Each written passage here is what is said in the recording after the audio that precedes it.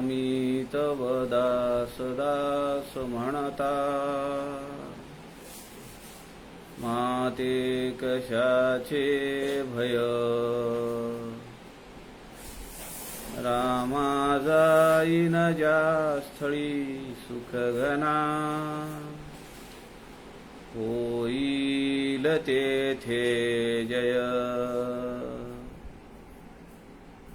रामाया भुवनात्रयी तुझ विना,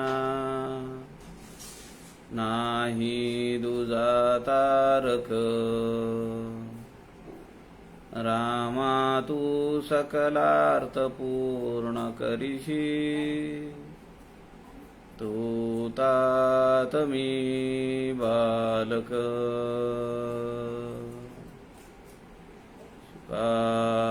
सारिखे पूर्ण वैराग्य ज्याचे, वसिष्ठा परी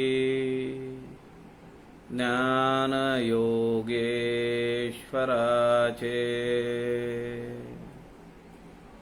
कवी वाल्मिकी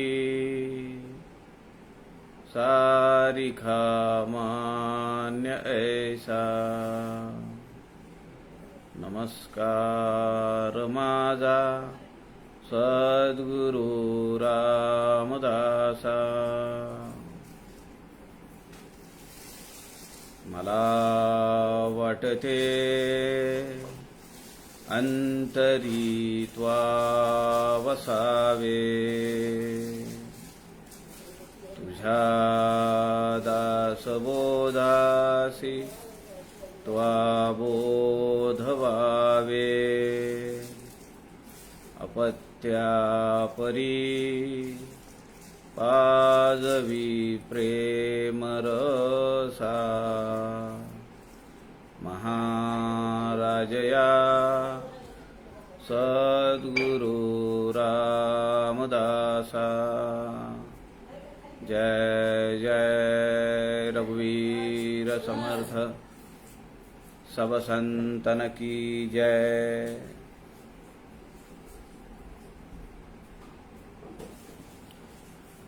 सज्जन हो, नमस्कार.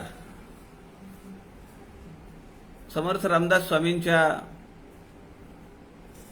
वाङ्मयाचा प्रचार प्रसार व्हावा या हेतूने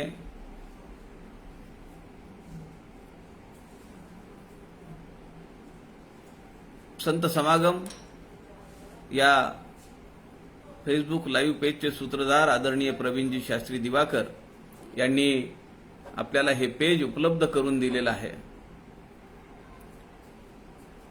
या माध्यमातून आपण सध्या समर्थ रामदास स्वामींचा जुना दासबोध याचा अभ्यास करण्याचा प्रयत्न करतो आहोत. समर्थ रामदास स्वामींनी नाशिक जवळील टाकळी येथे आपल्या खडतर तपाच्या काळामध्ये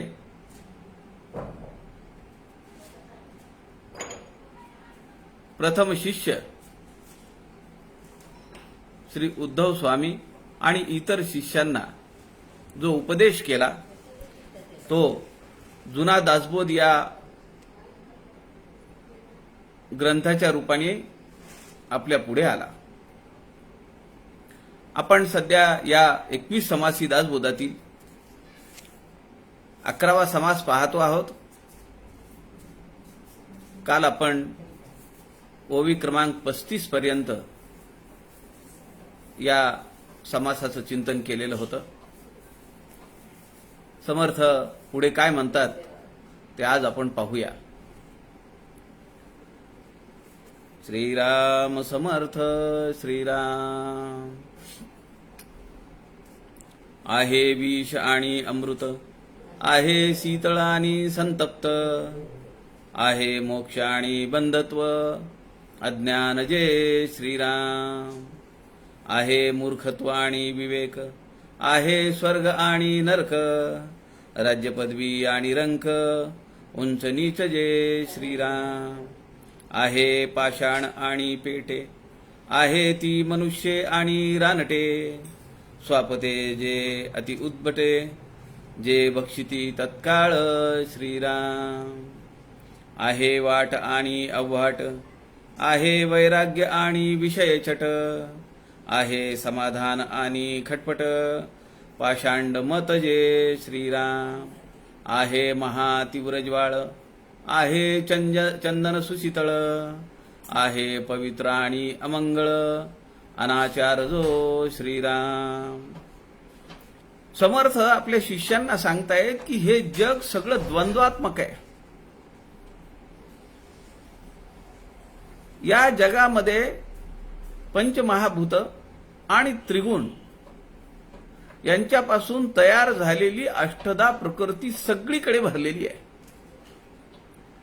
या अष्टधा प्रकृतीशिवाय दुसरं काहीही नाही. आकाश, वायू, अग्नी, आप आणि पृथ्वी ही पंचमहाभूत आहेत. सत्व, रज आणि तम हे त्रिगुण आहेत. या तीन गुणांच्या आणि पंचमहाभूतांच्या कर्दमानी तयार झालेल्या अनेक गोष्टी नव्हे, हे सगळं विश्वच त्याचा परिपाक आहे. त्यामुळे या ठिकाणी द्वंद्व आहे. चांगलंही आहे, वाईटही आहे. सत्वगुण आहे, तामसिक गुण आहे. अग्नी आहे, आप आहे. आकाश आहे, पृथ्वी आहे. द्वंद्व आहे. या द्वंद्वातून आपल्याला सारासार विचार करून जे सारभूत आहे, जे घनीभूत आहे, ते घेतलं पाहिजे. आणि ते घेण्यासाठी आपण प्रयत्न केले पाहिजेत. म्हणून या समासाचं नाव आहे प्रारब्ध आणि प्रयत्न. आपल्या नशिबातच आहे ते. समर्थ मनाच्या श्लोकामध्ये म्हणतात, मोक्ष भागी हो विभागी. तुझ्या वाट्याला ते आहेच आहे, तुला ते मिळणारच आहे, तुझा अधिकार आहे त्याच्यावर. पण ते मिळण्यासाठी तू काही प्रयत्न केले पाहिजेस. मग हे जे सगळं दृश्य विश्व आहे हे द्वंद्वात्मक आहे.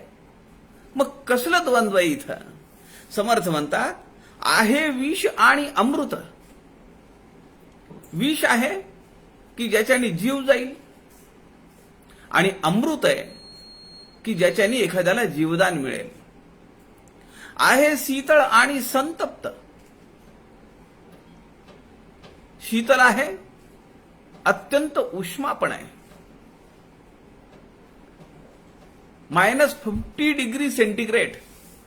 कशाला म्हणतात? 50 डिग्री सेंटीग्रेड, उणे 50 डिग्री सेंटीग्रेड. ज्या ठिकाणी रक्त सुद्धा गोठायला चालू होईल अशा भागामध्ये आमचे सैनिक जागता पहारा देतात. तेव्हा आम्ही आमच्या देशामध्ये सुखरूप असतो, आमच्या घरामध्ये सुखरूप असतो.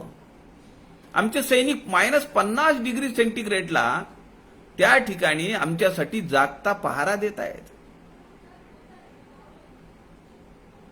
आणि मे महिन्यामध्ये भंडारासारख्या ठिकाणी अधिक 50 डिग्री सेंटीग्रेड +50 डिग्री सेंटीग्रेड पर्यंत टेम्परेचर जातात. अंगाची लाही लाही करणार आहे. असं हे द्वंद्व आहे. आहे शीतळ आणि संतप्त.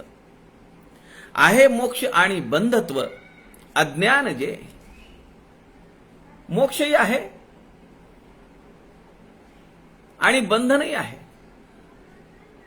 मोक्ष म्हणजे काय?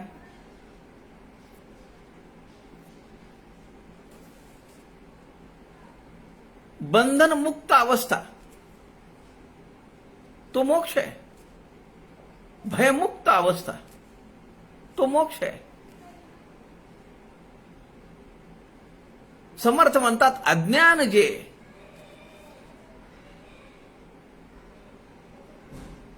आत्मज्ञान विना सगळं कर तू. भगवंत कुरुक्षेत्रावर अर्जुनाला सांगतात, तू काहीही कर, पण जोपर्यंत आत्मज्ञान मिळणार नाही तोपर्यंत तुझ्या कशालाही फळश्रुती नाही. समर्थ मनाच्या श्लोकामध्ये म्हणतात, नवे कर्म ना धर्म ना योग काही, आत्मज्ञान विन पार्था, नहीं ज्ञानेन पवित्रम इद मुह्यतम. आत्मज्ञानाशिवाय काहीही खरं नाही. आणि या ठिकाणी समर्थ म्हणतात, अज्ञान जे त्या स्वस्वरूपाचं अज्ञान होणं असणं, मी त्या स्वस्वरूपाला न पाहणं, त्याची प्रचिती न घेणं, त्याची तदाकारता न घेणं, त्याला न ओळखणं, हे अज्ञान आहे आणि हे बंधन आहे. आहे मोक्ष आणि बंधत्व अज्ञान जे आहे, मूर्खत्व आणि विवेक आहे, स्वर्ग आणि नरक. स्वर्गही आहे, नरकही आहे, मूर्खत्व पण आहे आणि विवेकी पण आहे, शहाणा पण. एकाच ठिकाणी माणसं आहेत. काही लोक त्यांच्या चातुर्य बळावर महिन्याला लाखो रुपयाचं पॅकेज घेतात आणि काही लोक जे आहेत मूर्ख आहेत, ते वेड्यांच्या तुरुंगामध्ये, वेड्यांच्या हॉस्पिटलमध्ये भरती झालेले आहेत. समर्थ म्हणतात, राज्य पदवी आणि रंक उंच नीच जे, एखादा पंतप्रधान होतो, एखादा राष्ट्रपती होतो, एखादा मुख्यमंत्री होतो, एखादा मंत्री होतो, खासदार होतो, आणि एखाद्याला पोटभर अन्न एक वेळा मिळत नाही. अत्यंत भिकाऱ्यासारखं त्याला राहावं लागतं. आहे पाषाण आणि पेटे, आहे ती मनुष्य आणि रानटे, स्वापदे जे अति उद्भटे, जे बक्षिती तत्काळ श्रीराम. समर्थ आम्हाला द्वंद्व काय काय आहे, किती विरोधाभास आहे ते सांगतायत आणि याची सरमिसळ आहे. आहे विष आणि अमृत. एका ठराविक डोसमध्ये एखादं औषध घेतलं तर ते जीवाला आरोग्यदायी आहे आणि तेच जर त्याचा डोस वाढवला तर. भूल देण्यासाठी ऑपरेशनच्या वेळी थायोपेंटान नावाचं एक इंजेक्शन आहे, एक औषध आहे. या ठिकाणी डॉक्टर मीना भांगरे आहेत, त्यांना माहिती आहे. जुन्या काळी हेच औषध वापरलं गेलं, थायोपेंटान सोडियम, भूल देण्यासाठी ऑपरेशन करताना. पण नंतर असं लक्षात आलं की याचा जर डोस जास्त झाला तर तो जीवाला घातक आहे. आणि मग आता नंतर सेफ असलेली अनेक औषधं बाजारात आली की ज्याचा डोस जरी जास्त झाला तरी जीवाला काही ते घातकी नाहीये. पण तुमच्या माहितीसाठी सांगतो, आजही जनावरांमध्ये असाध्य आजार झाला, दुर्धर आजार झाला आणि त्याला जर पेनलेस डेथ, त्याला शास्त्रीय भाषेमध्ये युथेनेशिया म्हणतात, दयामरण. जर जनावराला दयामरण द्यायचं असेल, युथनाइज करायचं असेल, पेनलेस डेथ द्यायचा असेल तर थायोपेंटान सोडियमचाच उपयोग होतो. म्हणजे एकच औषध आहे ज्याचा डोस कमी असेल, म्हणजे योग्य दिला तर तो भूल म्हणून उपयोग येतो. एखादा अवयव काढून टाकायचा, गँग्रीन सारखा पार्ट काढायचा, मोठं ऑपरेशन करायचंय की जे ऑपरेशन झाल्याशिवाय जीवाला आरोग्य मिळणार नाही, त्यासाठी थायोपेंटान उपयोगी आहे. आणि एखाद्याला मारायचं असेल, एखाद्याचा जीव घ्यायचा असेल तरी थायोपेंटान उपयोगी आहे. समर्थ आम्हाला 350 वर्षापूर्वी लिहून ठेवतायत, आहे विष आणि अमृत, आहे शीतळ आणि संतप्त, आहे मोक्ष आणि बंधत्व अज्ञान जे, आहे पाषाण आणि पेटे. अनेक दगड आहेत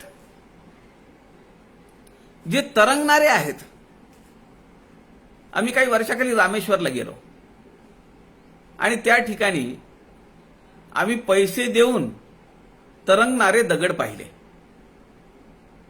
आणि आम्हाला तिथं सांगण्यात आलं की हेच दगड वापरून प्रभू श्रीरामचंद्र सागरावर सेतू बांधून लंकेत पोचले. मोठमोठे दगड आहेत आणि ते हौद आहे पाण्याचा आणि त्यावर ते तरंगतायत. काही दगड असे आहेत की ते स्वतः तर बुडतातच, त्याला ज्याला बांधलेले त्याला घेऊन बुडतात. हम तो डूबेंगे पर तुम्हें भी लेकर डूबेंगे, ती म्हण आहे ना, कहावत आहे ती. काही दगड असे आहेत की जे स्वतःही बुडतात आणि इतरांना घेऊन बुडतात. काय करतात लोक? कुणाच्या तरी गळ्यात धोंडा बांधतात मोठा आणि त्याला विहिरीत ढकलून देतात. असं होतंय बऱ्याच ठिकाणी. त्या क्रिमिनल केसेसमध्ये अशा गोष्टी घडतात.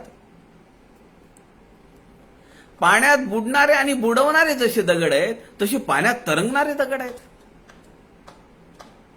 पाण्यावर तरंगत राहण्यासाठी किंवा पोहणं शिकवण्यासाठी जे आपण मोठे कवाळे वापरतो, भोपळे वापरतो, सांगड वापरतो, असे पण प्रकार आहेत. कुणाशी संग करायचा आहे आम्हाला? आम्हाला बुडायचं आहे का आम्हाला तरुण जायचं आहे? आणि तरुण जाण्यासाठी म्हातारं होण्याची गरज नाही. तरुण असतानाच तरुण जायला पाहिजे. आणि म्हणून समर्थ आपल्या 8-9 वर्षाच्या 10 वर्षाच्या शिष्याला हे सगळं सांगतायत.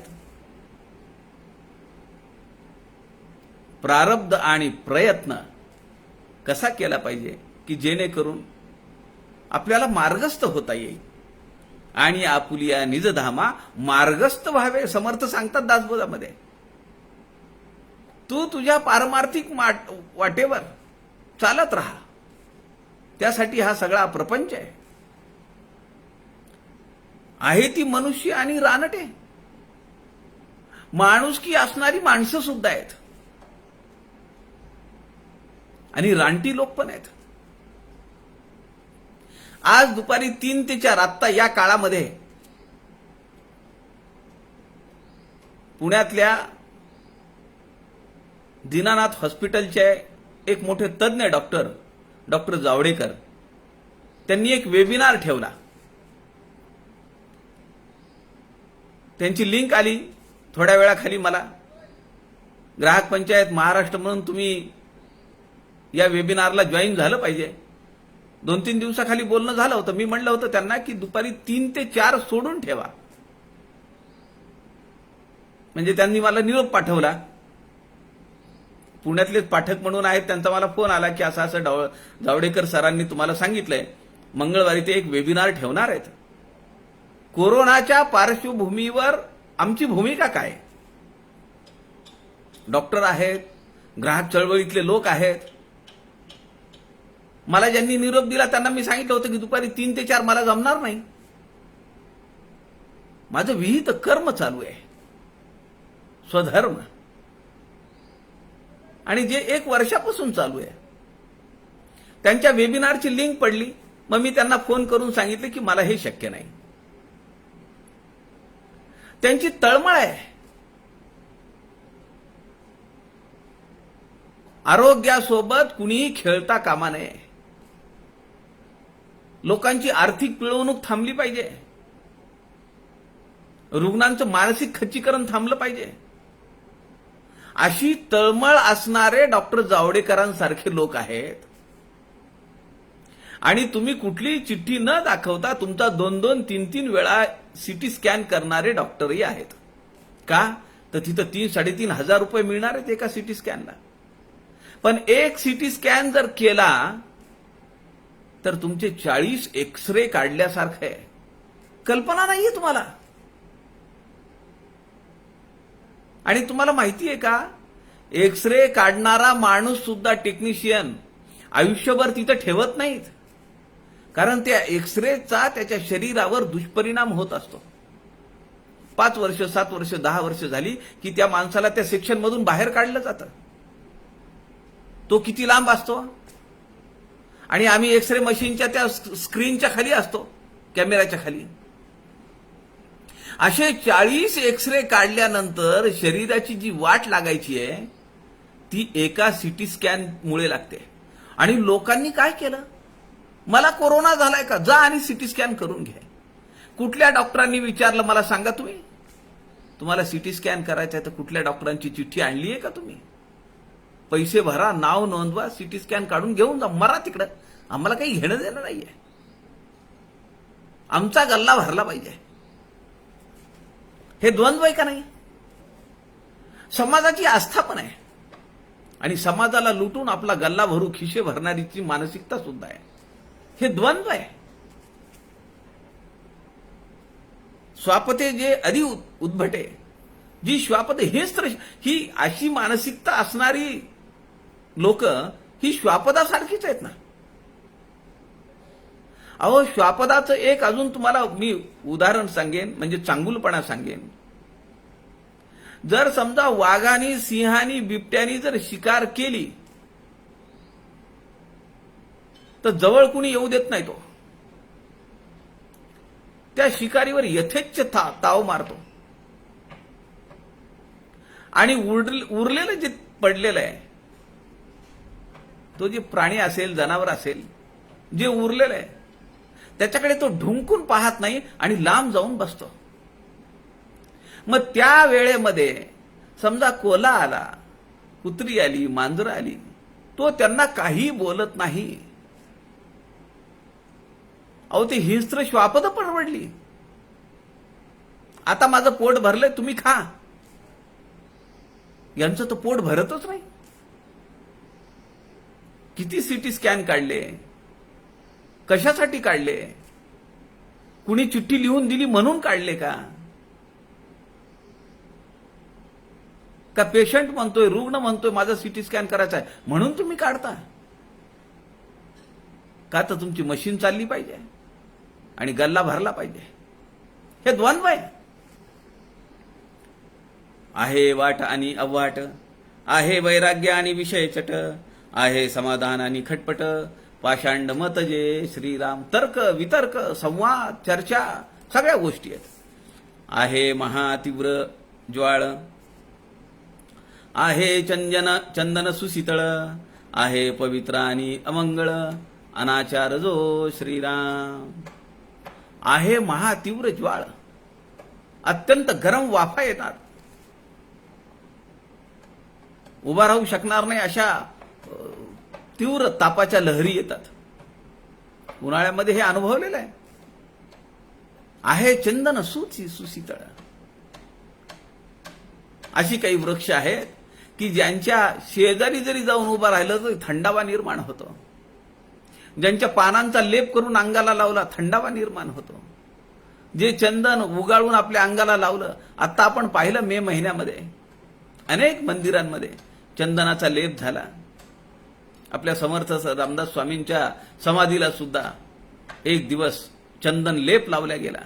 पंढरपूरला विठोबाला चंदन लेप लावला गेला. आहे पवित्र आणि अमंगळ, अनाचार जो. दोन्ही गोष्टी आहेत. चांगलंही आहे, शुद्धही आहे, अशुद्धही आहे. पावित्र्य आहे, अमंगलत्व आहे. आहे सुपती आणि सराटे, आहे ती रंबा फळे आणि गोटे, आहे वस्त्र आणि शस्त्र तुटे, अंग जेणे श्रीराम. समर्थ किती उदाहरणं देत आहेत. द्वंद्वाची उदाहरणं आहेत ही सगळी. एक टोक ते दुसरं टोक. आहे सुपती आणि सराटे. सराटे म्हणजे काटेरी फांदी, काटेरी झाडं की जी अंगाला बोचकारून काढतात. आणि सुपती किंवा सुपोती म्हणजे रिलॅक्स वेलची गादी, स्लीप वेलची गादी.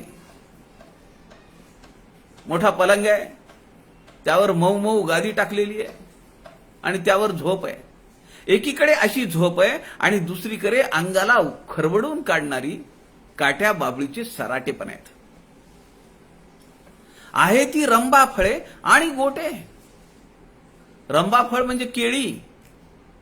अत्यंत भूक लागलेली आहे, पौष्टिक असं, नुसतं पोट भरणारं नव्हे,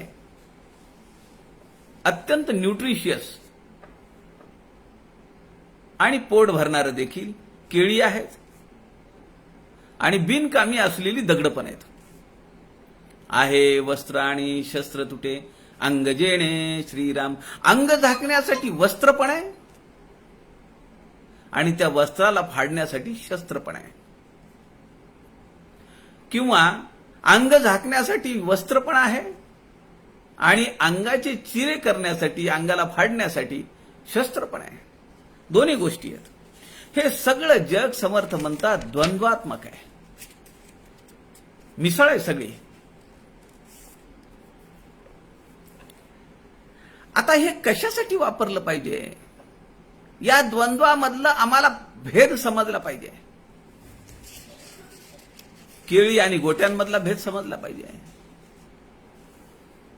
विष आणि अमृतातला फरक समजला पाहिजे.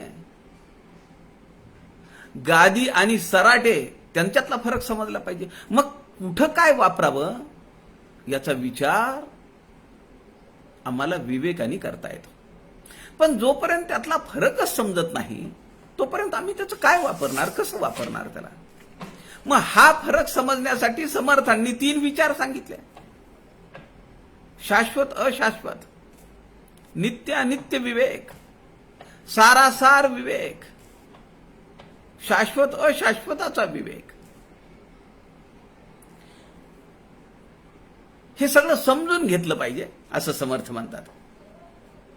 समर्थ पुढे म्हणतात सारासार विवेकावर भर देतात. आता समर्थ पुढे म्हणतात असो ऐसे उदंड आहे, एक असा आहे एक नसा आहे, हे तू विचारून पाहे शिष्य राया श्रीराम. समर्थ म्हणतात ही तर काही उदाहरणं दिली मी तुला थोडकी, अशी खूप उदाहरणं काढता येतील. आणि समर्थांची यादी कशी आपल्याला माहिती आहे. असो ऐसे उदंड आहे. अहो दासबोधामध्ये किती प्रकार सांगितले. मूर्ख लक्षण सांगितलं, चातुर्य लक्षण सांगितलं, दांभिक शिष्य लक्षण सांगितलं, सत्शिष्य लक्षण सांगितलं, सद्गुरु लक्षण सांगितलं, अडक्याचे 3 मिळाले त्याजावे असे दांभिक गुरु लक्षण सांगितलं, प्रपंच सांगितला, आधी करावा प्रपंच हेही सांगितलं, आणि प्रपंचात अडकून पडशील तर परमार्थ तुला भेटणार नाही हेही सांगितलं. उपाधीला सांडावे म्हणून सांगितलं आणि उपाधीचे विस्तरावे म्हणून सांगितलं. नक्की काय सांगायचंय समर्थ रामदासांना आम्हाला हे जोपर्यंत समजणार नाही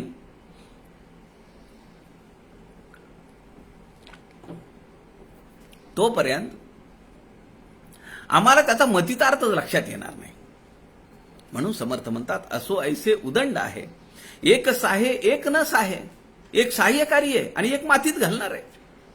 हे तू विचारून पाहे शिष्य राया. शिष्याला मोठेपण देतात. तू माझा आवडता शिष्य आहेस, तू शिष्यांमध्ये अग्रणी आहेस, तू मुख्य आहेस.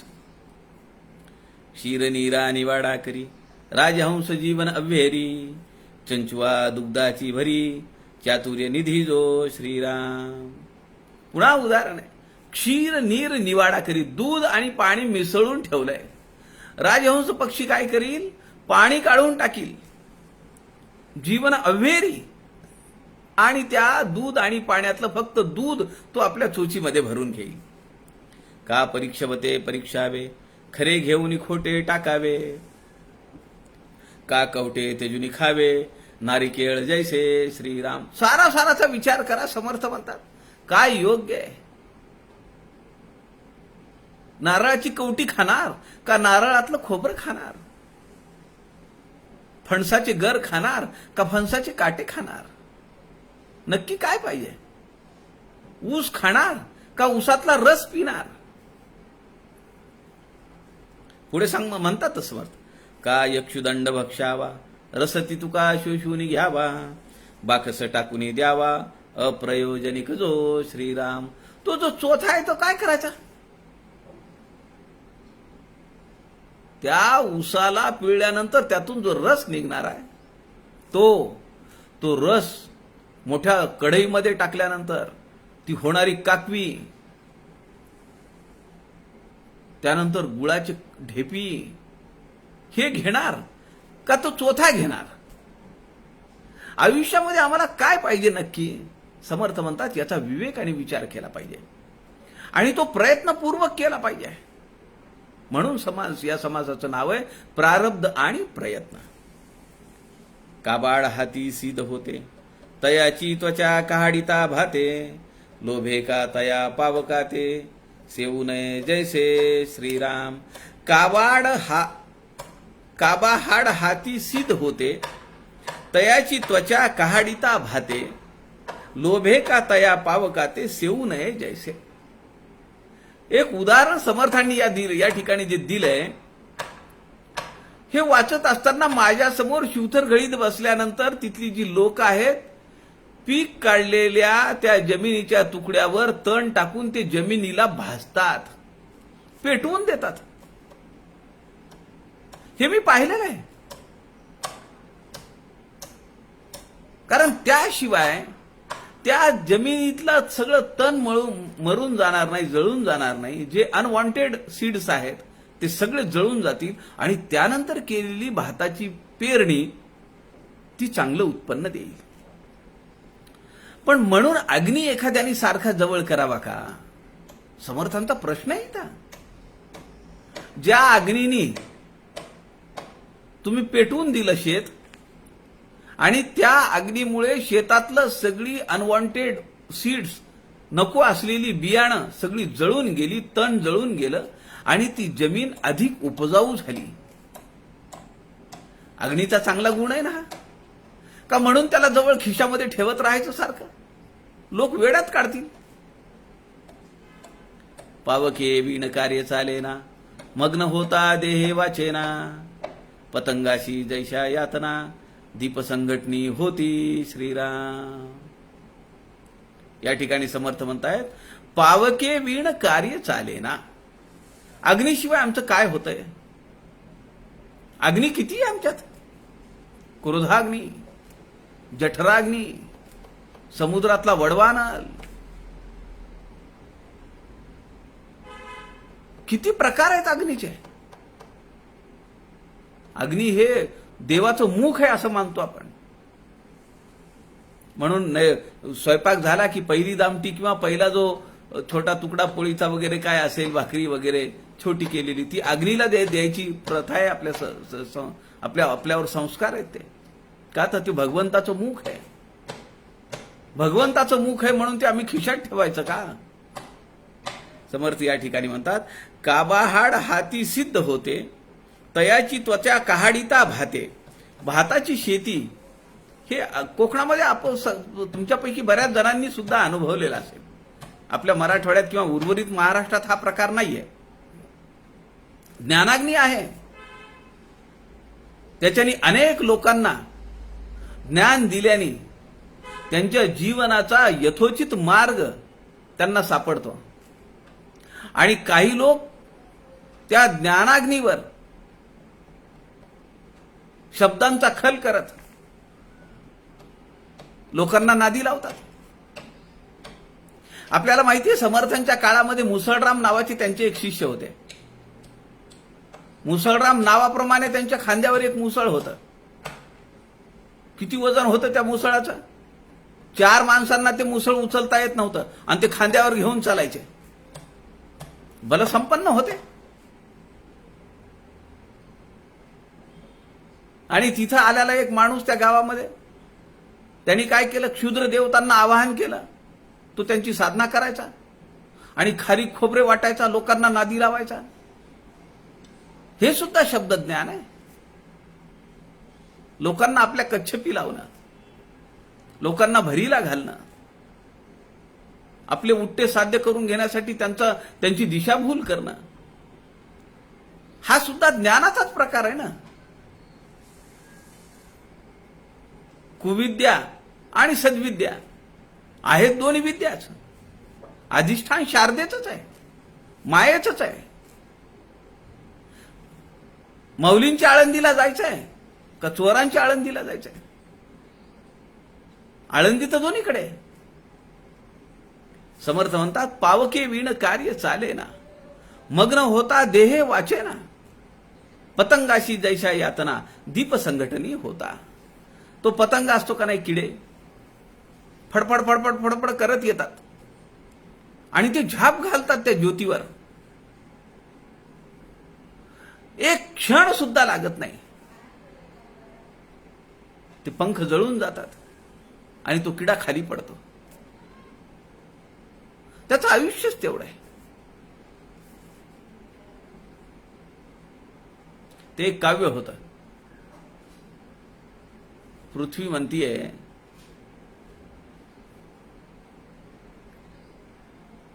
पृथ्वी पाण्याची अपेक्षा करतीये की त्याच्याशी माझं मिलन झालं पाहिजे.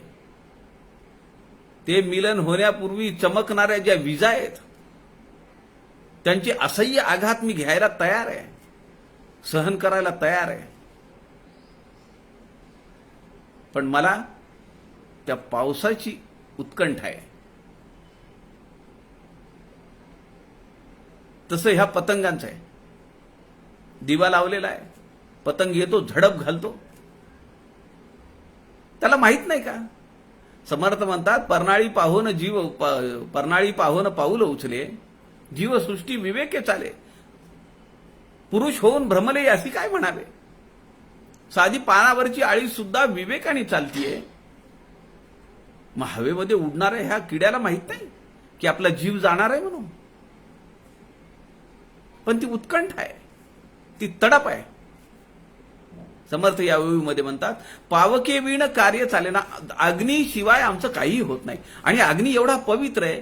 समर्थ म्हणतात, अंत्यजाच्या घरातून आणलेला अग्नी सुद्धा पवित्र आहे. त्यामुळे अग्नी कुणाच्याही घरातला कुणालाही चालतो. पाणी चालतं का? अन्न चालतं का? अग्नीला ते सोयरसूतक नाहीये. आणि अग्नीचं तत्वही भेदक आहे. त्याला दयामाया नाहीये. पाय पडला विस्तवावर, साधूचा पाय पडला म्हणून ते भाजणार नाही का? चोराचा पाय पडला तर त्याला भाजेल का? त्याच्याकडे भेसळ नाहीये काही.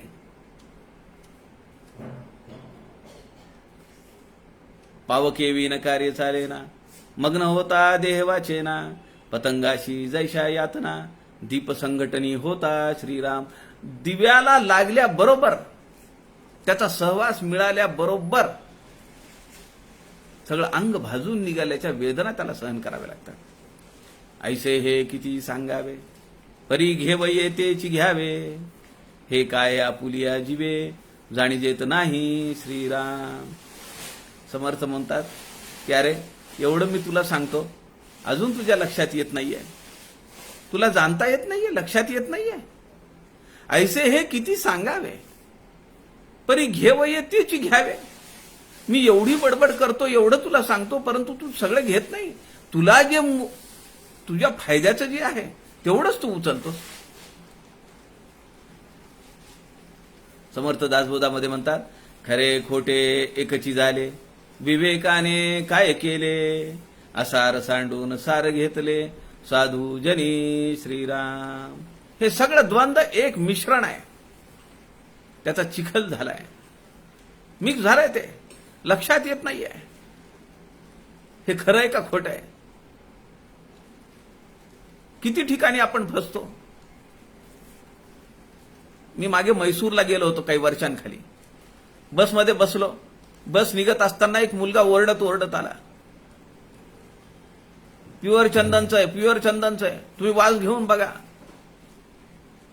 माझी सहज नजर खिडकीतून गेली. त्यांनी लक्षात घेतलं की हा बाहेरचा प्रवासी आहे. तो पाहतोय उत्सुकतेने. तो खिडकीपासून हलेच ना. तो म्हणला, हे वास तर घेऊन बघा तुम्ही. मी हातात घेतलं, मला वास आला. तो म्हणला, मला गरज आहे पैशाची. म्हणलं, एवढ्या स्वस्तात चंदन काय मिळेल. ते घेतलं. महिनाभर सुद्धा त्याचा वास राहिला नाही, 15 दिवस सुद्धा राहिला नाही. त्याला तेल लावलेलं होतं चंदनाचं, म्हणून त्याला वास येत होता. कस्तुरी मृग काय, ते घोरपडीचं तेल काय, किती फसवल्या जातो आम्ही. समर्थ म्हणतात, ऐसे हे किती सांगावे. भगवंत सुद्धा कुरुक्षेत्रावर भ्रमित झालेल्या अर्जुनाला सांगतात, तू त्या द्वंद्वाच्या बाहेर ये. तू जोपर्यंत द्वंद्वामध्ये अडकशील तोपर्यंत तुला योग्य विचार समजणार नाही. त्या मोहातून तू बाहेर पड.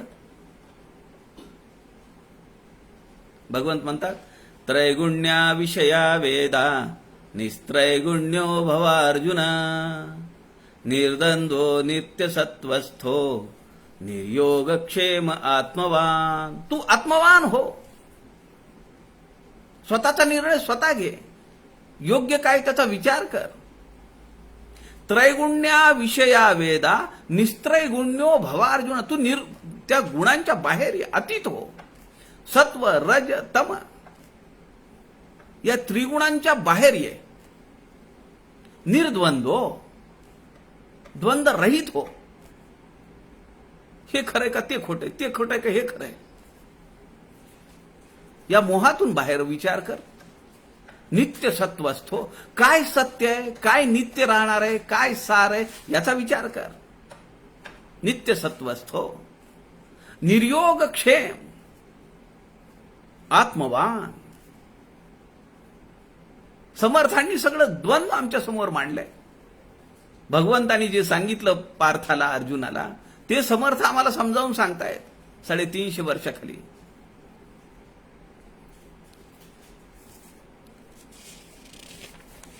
पुढे समर्थ म्हणतात, इथे मोठा आधार तो प्रारब्धाचा, हा चिथारा प्राणी मात्राचा, धरून या प्रयत्नाचा आळसची केला श्रीराम.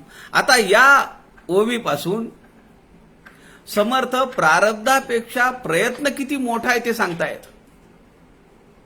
मी आपल्याला सुरुवातीला म्हणालो, आपण कुठलाही शास्त्र ग्रंथ काढून पहा ज्यामध्ये याच्यावर विवेचन केलेलं आहे. प्रारब्धाचा आमच्या जीवनात रोल किती आहे? केवळ 20%. आणि आम्ही प्रारब्ध घेऊन बसतो, प्रयत्न करत नाही. समर्थ म्हणतात 20% जी बाब आहे त्याच्याशी तू एवढा का अडकून पडला? त्यात 80% तुझ्या हातात आहे ना. मग 80%ला धरायचं का त्या 20%च्या मागे लागून 80% घालवायचे? प्रारब्धापेक्षा प्रयत्न महत्वाचा आहे आणि प्रयत्नामुळे प्रारब्ध बदलता येतं. समर्थ म्हणतात ना, दासबोधामध्ये समर्थ बोलले का नाही? रेखा ती तुकी पुसवून जाते, हे तो प्रत्यक्ष प्रत्यय येते. मी रेषा माझ्या हातावरची माझ्या भाग्याची बदललेली आहे, हा माझा अनुभव आहे. समर्थ सांगतायत. कारण करुणाष्टक जेव्हा रचली तेव्हा समर्थ म्हणाले का नाही, जपी लल्लाट रेखा पालटे ना. रामा, मला वाटत नाही की माझ्या आयुष्याची भाग्यरेषा बदलेल. किती जप केला तरी माझी लल्लाट रेषा बदलणार नाही. पण तेच समर्थ 1660 मध्ये दासबोधामध्ये सांगतात, रेखा ती तुकी पुसवून जाते, हे तो प्रत्यक्ष प्रत्यय येते. मी याची अनुभूती घेतलेली आहे. येथे मोठा आधार तो प्रारब्धाचा, हा चिथारा प्राणी मात्राचा, धरून या आळसची केला श्रीराम.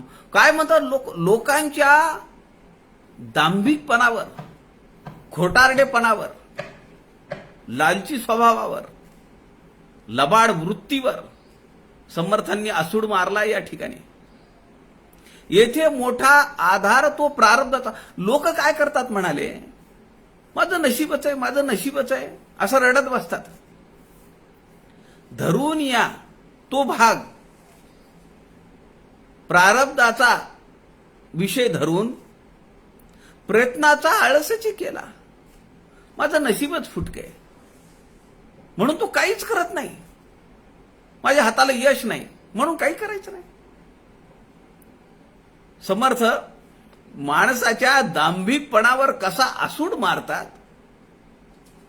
कसा वर्मावर घाव बोट ठेवतात, ते पुढच्या ओवीत आहे.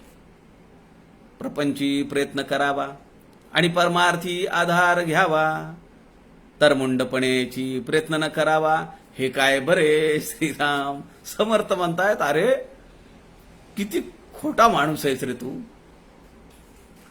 प्रपंचामध्ये प्रयत्नपूर्वक करतो, खर्च भागत नाही म्हणून तुझी ड्युटी आवर संपल्यानंतर तू पार्ट टाइम का जॉब करतो, नाही दुसरा एखादा छोटा मोठा धंदा काढतो, तिथं प्रयत्न करतो. हा धंदा नाही चालला दुसरा धंदा टाकतो, दुसरा धंदा नाही चालला तिसरा धंदा टाकतो. ही नोकरी नाही जमली दुसरी करतो, दुसरी नाही जमली तिसरी करतो. सरकारी नोकरी नाही लागली प्रायव्हेटमध्ये करतो, प्रायव्हेटमध्ये नाही लागली कॉन्ट्रॅक्ट बेसिसवर करतो, पण करतो ना. प्रपंची प्रयत्न करावा हे सगळं तू करतो. आणि परमार्थी आधार घ्यावा प्रारब्धाचा. परमार्थ करायचा आहे म्हणलं की तू आधार घेशील. मी आमच्या एक परिचयातले ग्रस्त आहेत, त्यांना मी बाई आहेत, त्यांना मी म्हणालो अहो लॉकडाऊन चालू आहे, तुम्ही शाळेमध्ये आहात, काय हरकत आहे समर्थ विद्यापीठाच्या परीक्षा द्यायला, पत्रद्वारा दासबोध अभ्यास उपक्रमात बसायला. त्या म्हणाले होय मी खरं तर मी तुमच्या सगळ्या पारायणांमध्ये अक्षय तृतीयेपासून चालू झालेलं पारायण त्यामध्ये सुद्धा सहभागी झालेली आहे. मागच्या वर्षी चातुर्मासातलं पारायण केलं तेव्हा पण मी सहभागी झाले होते. म्हटलं मग अभ्यास करायला काय अडचण आहे. त्या म्हणाल्या समर्थ करून घेतील तेव्हाच होईल माझ्याकडनं. म्हणलं ठीक आहे, समर्थ म्हणतील झोपी जा.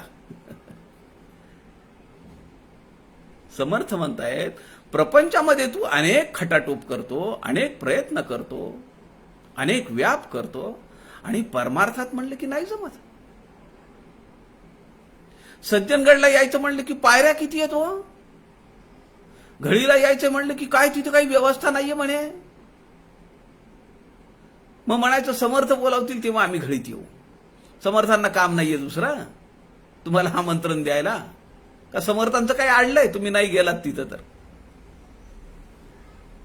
आणि मग तुम्ही त्या केसरी टूरला जाता, कोणत्या टूरला जाता, अजून काय काय कुठल्या टूर्स ट्रॅव्हल्स कंपन्यांमध्ये लाखो रुपये भरून जाता. त्यांनी तुम्हाला आमंत्रण दिलंय का.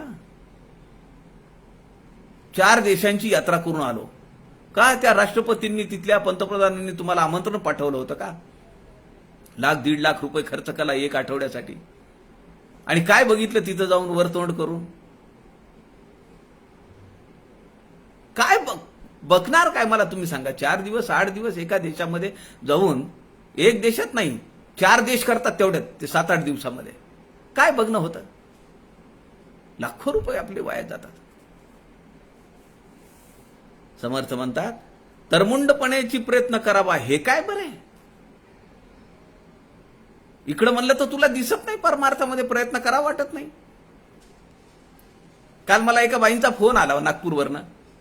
त्या म्हणाल्या मी माझा दासबोध सखोल अभ्यास उपक्रम मी पूर्ण केलेला आहे 2017 मध्ये, आणि मला समीक्षक म्हणून काम करायचंय. म्हटलं तेव्हा का नाही केलं. नाही म्हटलं माझ्या अडचणी होत्या, वैयक्तिक हे होत्या, 2 मुली आहेत मला, त्यांची लग्न कार्य होती, आता मी मोकळी झाली आहे. आता तुम्हाला काम धंदा नाहीये, तो टाइमपास म्हणून तुम्ही समर्थांचं सखोलची समीक्षक होणार का. मी त्यांच्या समीक्षकांना विचारणा केली. म्हणलं तुमचे समीक्षक कोण होते. त्यांनी सांगितलं आमचे समीक्षक हे होते. त्यांना विचारलं, ते म्हणले अहो कसं तरी करून त्यांना पास करून या उपक्रमातून बाहेर काढलं. म्हणले काही अभ्यास नाही म्हणले. आता मला तुम्ही सांगा, हा काय पांजरपोळ आहे का. बाहेर काही आता काम नाहीये म्हणून इकडे या.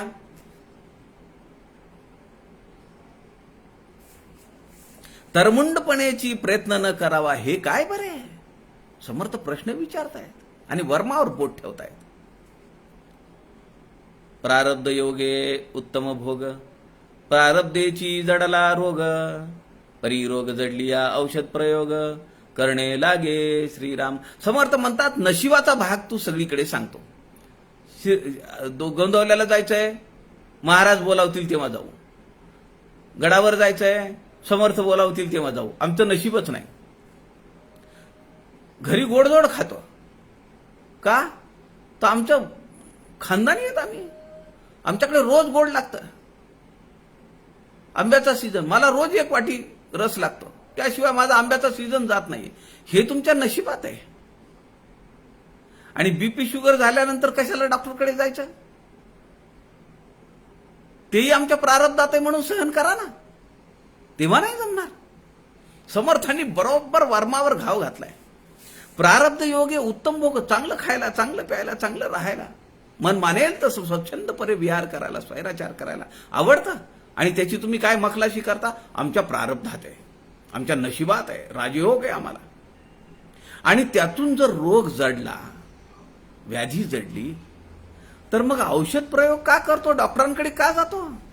तेव्हा मग साधा MBBS नाही चालत. स्पेशालिस्ट पाहिजे, एक्सपर्ट पाहिजे, मोठ्या शहरातला डॉक्टर पाहिजे. वेथेसी देखोनी कुसमुस वाटे, प्रयत्ना कारणे प्राण फुटे. जेव्हा जरी प्रयत्न करणे सुटे, तरीचा आधार घ्यावा श्रीराम. का परचक्र आले गाढे, सकळ राहाळेची झाले गुढे. तेव्हा लगबगीने त्याही पुढे, कापा जावे श्रीराम. आपला भाग चीननी गिळंकृत केला, आपला सैन्याने आगेकूच केली आणि पुन्हा तो भाग आपल्या हद्दीमध्ये मिळवून घेतला. समर्थांनी ते उदाहरण इथे दिलंय. आमची जमीन आहे, शेजाऱ्यांनी अतिक्रमण केलं, आम्ही कोर्टात जातो, पोलिसात जातो, ती जमीन आमच्याकडे करून घेतो. तिथं का बरं नशीब चालत नाही? नशीब म्हणून का गप्प बसत नाही? तेव्हा बरी प्रयत्न करून जसं जमेल पोलिसांकडे जा, राजकारण्यांकडे जा, गुंडाला हाताला धर, अनेक प्रयत्न करायचे आणि हस्तगत करायचे जे गेले ते. का गृहासी आगी लागली, देखोनी का बोंब केली. लोकांची मांदी मिळविली, आगी विजवावया कारणे श्रीराम. जर नशिबातच मानायचं असेल, घराला लागली आग, समर्थ म्हणतात, आग घराला लागली, तो ठो ठो ठो ठो बोंब मारतो. घराला आग लागली, घराला आग लागली, विजवा, कुणीतरी पाणी घेऊन या, कुणीतरी मदतीला या. मग समर्थ म्हणतात ते नशीब नाहीये का? तेही म्हणायचं प्रारब्धात लिहिलंय म्हणून झालं तसं. तैसी परमार्थी ही बोंब मारावी, काहीतरी काढा काढी करावी, हळूहळू सोडवावी मिठी प्रपंचाची श्रीराम. आधी प्रपंच करावा नेटका सांगितलं, पण पुढे समर्थ म्हणतात नेटका करिता फिका होत जातो. ती प्रपंचाची मिठी घट्ट आहे, ती कशी सोडवावी? समर्थ म्हणतात झटकीपट सोडून देणं शक्य आहे का? तुमच्याच्याने शक्य नाहीये. ते मला शक्य म्हणतात. फक्त माझ्यासारखे तुम्ही नाही आहेत. सावधान हो म्हणल्याबरोबर सावध होऊन मी पळालो. अरे तुम्ही तर बेसावध असता म्हणले. ती मिठी काय तुम्हाला सुटेल? पण ती हळूहळू सोडवली तर सुटू शकते. तैसी परमार्थी ही बोंब मारावी. जेवढा प्रपंच आम्हाला जवळचा वाटतो, जेवढा संसार आम्हाला जवळचा वाटतो, प्रयत्नपूर्वक गोड करावा वाटतो, तसा परमार्थ का नाही वाटत? जेवढा प्रयत्न प्रपंचात करायचा, जेवढा प्रयत्न संसारात करायचा, तेवढा प्रयत्न परमार्थात केला तर समर्थ म्हणतात प्रपंचाची मिठी हळूहळू सैल पडेल. स्फुट काव्यामध्ये समर्थ म्हणतात केल्याने होत आहे रे, आधी केलेची पाहिजे, यत्न तो देव जाणावा, अंतरी धरिता बरे. यत्न तो देव जाणावा, प्रयत्न तर कर आणि तू देवाप्रमाणे प्रयत्न कर. देव म्हणजे आपुला प्राण, प्राणासीन करावे निर्वाण.